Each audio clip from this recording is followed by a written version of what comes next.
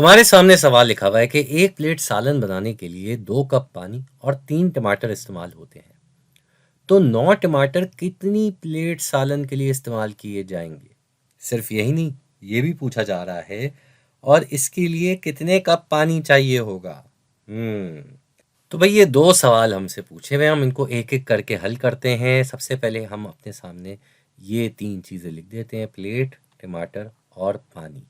सही है भाई। तो पहली सूरत जो है वो ये बता रही है कि भाई एक प्लेट, ठीक है भाई, इसमें कितने, एक प्लेट सालन में चाहिए भाई 2 कप पानी चाहिए और 3 टमाटर चाहिए।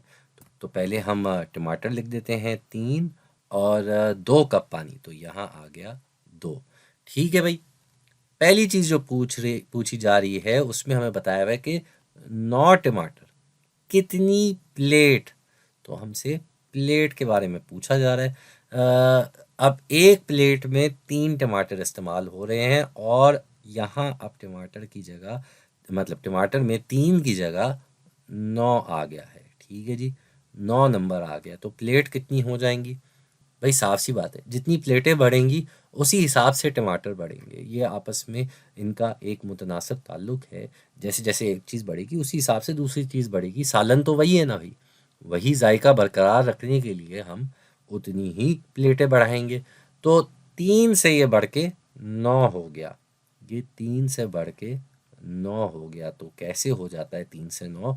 अगर 3 को 3 से ज़र्ब कर दिया जाए तो जवाब आ जाता है 9। और मुतनासिब ताल्लुक है तो यहाँ पे भी हमें यही काम करना होगा, इसको भी 3 से ज़र्ब करना होगा जी। तो एक को अगर हम 3 से ज़र्ब करते हैं तो जवाब आ जाता है 3, यानी कि 3 प्लेट सालन बनाया जा रहा है। 3 प्लेट सालन, उसमें चाहिए होंगे हमें 9 टमाटर। सही है भाई। दूसरा जो सवाल है वो कहा जा रहा है, वो पूछा जा रहा है कि और इसके लिए कितने कप पानी चाहिए होगा। तो भाई जिस हिसाब से टमाटर बढ़े हैं उसी हिसाब से हमने प्लेट बढ़ाई, तो पानी के साथ भी वही होगा भाई, उतने ही हिसाब से पानी बढ़ेगा। इसको भी हमें 3 से ज़र्ब करना होगा। तो 2 को अगर हम 3 से ज़र्ब करते हैं तो जवाब आ जाता है 6, यानी कि 6 कप पानी जी। 6 कप पानी इस्तेमाल होगा। तो ये होगा हमारा फाइनल जवाब।